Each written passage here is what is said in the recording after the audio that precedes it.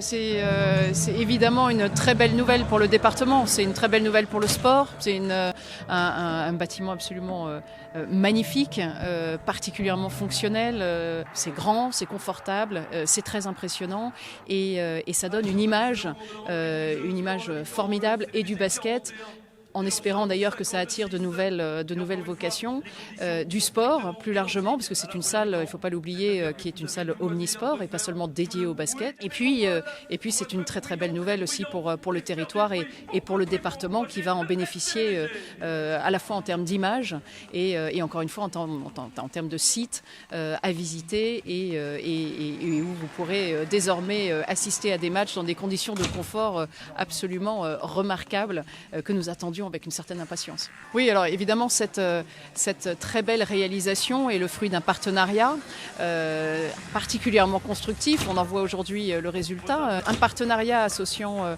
le conseil régional, le conseil départemental, Saint-Étienne Métropole, la ville de Saint-Chamond évidemment, et qui est un partenariat réussi.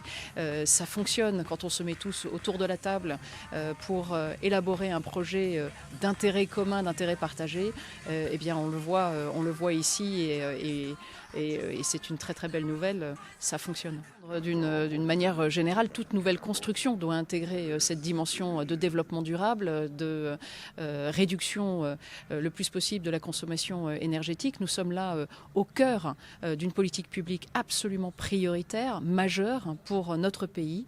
Alors il est absolument évident que cette dimension de développement durable s'inscrit dans le cadre de cette politique et de cet objectif indispensable et incontournable, celui plus large de la transition écologique. Donc oui, c'est évidemment très important qu'il y ait eu ces investissements dans cette grande salle. On s'est montré par ailleurs innovant dans ce domaine et c'est une très bonne chose.